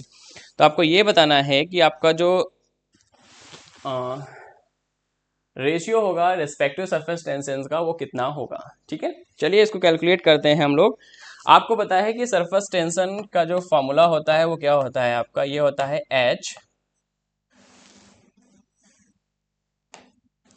H, ये होता है आर रो जी अपॉन, ये होता है आपका 2 cos थीटा।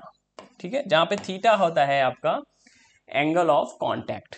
एंगल क्या होता है आपका, एंगल ऑफ कांटेक्ट। देखिए यहाँ पे बात करी जा रही है डायामीटर के टर्म्स में, किस में बात करी जा रही है, डायामीटर के टर्म्स में। तो हम लोग भी कुछ ऐसा करते हैं ना, डेप्थ दे रखी है आपको कितनी है, 3.42 centimetre, and density of mercury दे रखा है आपको, एंगल ऑफ कांटेक्ट नहीं नहीं, ठीक है।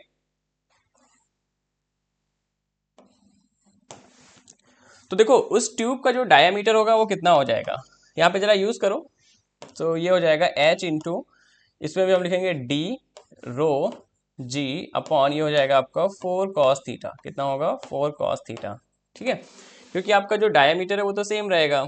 चलिए अब अगर मैं इसको लिख लूँ कि ये जो है ये वाटर के लिए है, तो सरफेस टेंशन फॉर वाटर कितना हो जाएगा आपका, ये हाइट ऑफ वाटर कॉलम, ये हो जाएगा आपका डायामीटर जो दोनों में ही सेम रहेगा, ये हो जाएगी आपकी density of water into G upon, ये हो जाएगा 4 इंटू कॉस थीटा, क्या हो जाएगा आपका कॉस थीटा ठीक है, मतलब angle of contact in case of water. ऐसे ही आप लिखिएगा जरा, टी मर्करी के लिए surface tension for the mercury it will becomes H M, ये हो जाएगा डी सेम रहेगा, into density of mercury into क्या हो जाएगा g upon 4 cos theta, 4 cos theta कितना आएगा एम। ठीक है, अब क्या करो, इन दोनों को डिवाइड करो, तो आपसे रेशियो ही तो पूछा हुआ है, तो जरा निकालना है आपको T W upon T M को कैलकुलेट करना है। तो देखो डी से डी कैंसिल हो जाएगा, 4 से 4 कैंसिल हो जाएगा, तो देखो क्या बचेगा, ये बचेगा आपका एच डब्ल्यू रो डब्ल्यू, और जी से जी भी कैंसिल हो जाएगा, ये आपका क्या बचेगा कॉस थीटा डब्ल्यू, और जब डिवाइड करोगे तो ये आपका ऊपर जाएगा, ये हो जाएगा आपका कॉस थीटा एम अपॉन हो जाएगा आपका ये एच एम इंटू ये हो जाएगा आपका रो एम। ठीक है, बस सबके वैल्यू आपको दे रखे हैं, यहाँ पे रख दो, इसका जो एंगल ऑफ कांटेक्ट है वो आपको 0 डिग्री कंसीडर करना पड़ेगा, ये 1 हो जाएगा। देखो हाइट ऑफ वाटर कॉलम कितना दे रखा है आपका, 10 सेंटीमीटर ये दे रखा है आपको 10 centimetre, and density of water कितना हो जाएगा 1, ये हो जाएगा कॉस आपका हो जाएगा साइन 45, तो ये हो जाएगा आपका 1 अपॉन स्क्वायर रूट 2। ठीक है, और एच एम मर्करी कॉलम का भी दे रखा है, कितना है 3.42, 3.42 इंटू, और क्या बचा, और डेंसिटी कितनी दे रखी है आपकी, डेंसिटी दे रखी है 13.6। ठीक है, आप इन वैल्यू को लिखोगे, जब कैलकुलेट करोगे तो यहाँ पे कितना आएगा आपका 1:6.57, आप इसको कैलकुलेट कर लीजिएगा। ठीक है, तो जो आपका रेशियो आएगा 1:6 आएगा 6.57, जो कि आपका है थर्ड ऑप्शन। चलिए नेक्स्ट क्वेश्चन देखिएगा, an object of weight W and density, देखो उसको डिप किया गया है आपका डेंसिटी रो 1 में अपरेंट वेट। देखिए अपरेंट वेट क्या होगा आपका, जो अपरेंट वेट होता है वो होता है आपका W माइनस, देखो ये आपका लिक्विड है, ये आपका कोई ब्लॉक यहाँ पे डिप किया गया है, इसका mg आपका डाउनवर्ड काम करेगा, और ये हो जाएगा अपवर्ड, जो कि होगा आपका v रो g। ठीक है, और आपका जो यही तो पूछा हुआ है कि जब वो डिप किया गया है तो अपरेंट वेट मतलब वो होगा आपका डाउनवर्ड, क्या होगा डाउनवर्ड, तो इसको आप क्या लिख सकते हो v रो g, क्या लिख सकते हो v rho g। Is that clear? हाँ, और डेंसिटी भी दे रखी है आपको, तो यहाँ पे जरा आप कैलकुलेट कर लो। सो W, ये देखिए आप वॉल्यूम को क्या लिख सकते हो, ये लिख सकते हो मास अपॉन डेंसिटी, तो मास रो 1 g अपॉन डेंसिटी आपका कितना हो जाएगा, ये है आपका रो। ठीक है, तो वो mg को आप W लिख सकते हो, mg is nothing but W, ये हो जाएगा आपका रो 1 अपॉन रो, यहाँ से ले लो W को कॉमन, सो क्या बचा आपका 1 माइनस रो 1 अपॉन रो, ये आएगा आपका अपरेंट वेट। तो देखो कौन सा दे रहा है W 1 minus rho 1 upon rho, so आपको सेकेंड ऑप्शन दे रहा है। ठीक है, चलिए नेक्स्ट देखिएगा, हाँ, spherical balls of radius r are falling in the viscous fluid of viscosity नीटा दे रखा है with velocity v, the retarding viscous force, देखो सीधी सी बात है कि आपका जो विस्कस फोर्स होता है वो आपका r के प्रोपोर्शनल होता है और v के प्रोपोर्शनल होता है। ठीक है, तो आप देख लो इनमें कौन सा दिखा रहा है, directly proportional to r but inversely proportional to velocity, जी नहीं, inversely proportional to r but directly proportional to velocity, inversely proportional जी नहीं, डायरेक्टली प्रोपोर्शनल होता है, तो इसका फोर्थ ऑप्शन क्या होगा, करेक्ट होगा। देखिएगा 48 नंबर क्वेश्चन, तो यहाँ पे क्या दे रखा है, यहाँ पे अगर वेलोसिटी आपकी va है और यहाँ पे वेलोसिटी क्या है vb है। चलिए पहले प्रेशर के लिए देख लेते हैं। ठीक है, अच्छा बताओ जब प्रेशर एट b होगा, प्रेशर एट b वो कितना होगा आपका pa होगा यहाँ पे, प्लस इस ab कॉलम की वजह से भी तो प्रेशर होगा, प्लस क्या हो जाएगा आपका pressure due to column A B, ठीक है। ए बी कॉलम की वजह से भी क्या होगा, आपका प्रेशर होगा। तो ऑब्वियस है, आपको दिख रहा है यहाँ से P B is greater than क्या होगा, पी ए होगा। ठीक है, जो कि यहाँ पे कोई भी ऑप्शन नहीं दिख रहा है आपको ऐसा, क्योंकि P A is greater than P B बिल्कुल नहीं, और इक्वल तो बिल्कुल भी नहीं है। बट आपको पता है कि जब भी कोई स्ट्रीम लाइन फ्लो होता है तो आपकी जो वेलोसिटी होती है वो कैसी होती है, वो सेम होती है। तो यहाँ पे क्या हो जाएगा, जो भी आपकी वेलोसिटी ए पे होगी वो वेलोसिटी क्या होगी, आपकी बी पे होगी। ठीक है, so V A equals to क्या हो जाएगा, आपका बी बी, क्योंकि बिकॉज यहाँ का एरिया और यहाँ का जो एरिया है वो दोनों का कैसा होगा, वो सेम होगा। ओके, तो देखो कौन सा ऑप्शन है, V B equals to V A, इसका भी सेकंड ऑप्शन दिख रहा है। 49 देखिएगा, एक 20 centimetre capillary tube is dipped in water. The water rises up to 8 centimeter if the entire arrangement is put in the free falling elevator. So the length of the water column in a capillary tube. देखिए 20 centimetre आपका क्या है, capillary tube है, और अभी देखो कितना चढ़ा हुआ है, पानी सिर्फ 8 सेंटीमीटर तक ही चढ़ा हुआ है। ठीक है, तो आपको बताना है कि किसी फ्री फॉलिंग एलिवेटर पे उसको रखा गया है तो वहां पे कितना वाटर इंक्रीज होगा। ठीक है, ये आपको बताना है। Is that clear? सो आपको पता है कि फ्री फॉलिंग जो एलिवेटर है वो कैसी है, एक वेटलेस कंडीशन है। कैसी है ये, वेटलेसनेस की कंडीशन है, वेटलेस कंडीशन है ये एक। ठीक है, जिसका आपका कैपिलरी ट्यूब पे कोई भी इफेक्ट नहीं पड़ेगा। तो क्या होगा, ये 8 सेंटीमीटर से कहां तक जाएगा, 20 सेंटीमीटर तक जाएगा, और ये वहां पे क्या करेगा, रुक जाएगा। ओके, तो कहां तक जाएगा आपका, the length of the water column in A capillary tube will be 20 centimetre. तो क्या होगा आपका 20 सेंटीमीटर तक ये क्या करेगा, जाएगा। ओके, चलिएगा लास्ट क्वेश्चन देखिएगा। लास्ट क्वेश्चन थोड़ा सा एक्चुअली इसमें ऑप्शंस का, हाँ यहाँ पे जो आपका लास्ट ऑप्शन है वहां पे होना चाहिए ऑल ऑफ द एबव। क्या होना चाहिए यहाँ पे, all of the above, all of the above, ये आपका फोर्थ ऑप्शन होना चाहिए था। ठीक है, क्योंकि आप जब इसको सॉल्व करोगे तो सारे ही ऑप्शन सही आ रहे हैं। देखिए कह रहा है कि figure made of same material have radius R A और R B respectively, block between them as a mass small M when the force F is M G by 3। तो आपको बताना है one of the wire break होगा यहाँ पे। ठीक है, सो वो बताना है कब ब्रेक हो। यहाँ पे 3 कंडीशंस दे रखे हैं आपको आर ए और आर बी के टर्म्स में। तो देखो स्ट्रेस आपका ए पे कितना होगा और बी पे कितना होगा, तो चलो निकालते हैं हम लोग स्ट्रेस, स्ट्रेस एट ए पे। देखो पहले आपका mg फोर्स वर्क कर रहा है जो डाउनवर्ड है, और एक्स्ट्रा फोर्स क्या लगा है आपका mg/3, क्या लगा है mg/3, और अपन कितना होगा आपका, ये हो जाएगा आपका पाई आर ए स्क्वायर। ठीक है, क्योंकि आपका स्ट्रेस क्या होता है, it's nothing but F upon A, क्या होगा आपका एफ अपॉन ए, ये लॉन्गिट्यूडिनल स्ट्रेस की बात हो रही है। तो जब इसको आप सॉल्व करोगे तो ये कितना दे देगा आपको 4mg/3, ये हो जाएगा आपका पाई आर ए स्क्वायर। ठीक है, अब जरा स्ट्रेस एट बी निकालते हैं। Stress is at B, B पे स्ट्रेस क्या होगा, देखिए फोर्स सिर्फ ये वाला वर्क करेगा आपका mg/3, mg/3, और ये क्या हो जाएगा आपका पाई आर बी स्क्वायर, क्या होगा आपका पाई आर बी स्क्वायर। कह रहा है कि देखिए फर्स्ट ऑप्शन पढ़िएगा, A will break before B if R A equals to R B. देखो अगर आप इस दोनों में क्या करो, R A equals to R B रखोगे तो देखो इसका जो वैल्यू है वो कितना हो जाएगा, ये आएगा आपका 4mg/3 पाई आर, होगा कि नहीं होगा। तो ऑब्वियस है कि आपका जो ए पे स्ट्रेस है वो बी से क्या है, ग्रेटर है। तो जब ए पे ग्रेटर है तो क्या होगा आपका, ऑब्वियस है कि ए आपका क्या हो जाएगा, ब्रेक करेगा। Is that clear? तो देखो व्हेन क्या होगा आपका R A equals to R B, और इसकी जगह मैं कोई वैल्यू ले रहा हूं आर, तो आपका जो स्ट्रेस होगा ए पे ये हो जाएगा आपका 4mg अपॉन ये होगा आपका 3 पाई आर स्क्वायर, होगा कि नहीं होगा।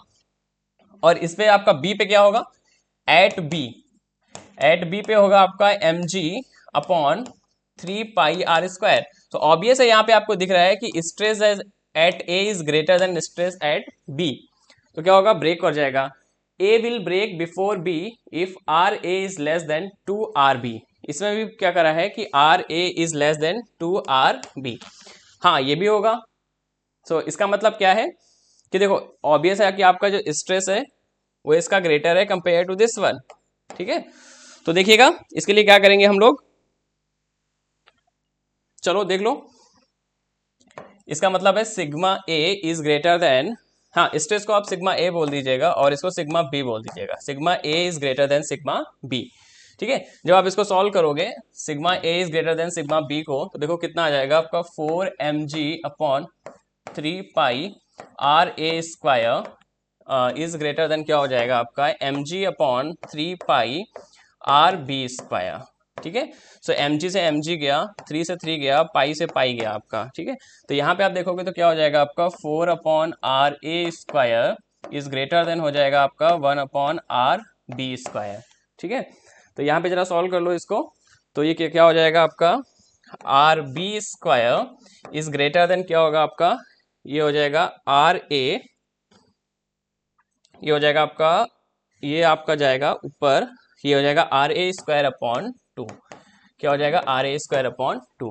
तो यहाँ से जब आप कैलकुलेट करोगे तो ये कितना देगा आपको, ये इसको इधर ही ले लो, तो ये बचेगा आपका 2RB इज ग्रेटर देन कितना होगा आपका RA।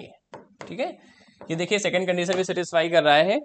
और अगर हम RA इक्वल टू 2RB रख देंगे तो दोनों पे जो स्ट्रेस होगा वो क्या हो जाएगा, सेम हो जाएगा। क्या होगा, सेम हो जाएगा। देखो यहाँ से देख लो कि अगर आप RA इक्वल टू 2RB रखो तो दोनों का जो स्ट्रेस है वो क्या होगा, सेम हो जाएगा। तो तीसरा ऑप्शन भी करेक्ट है।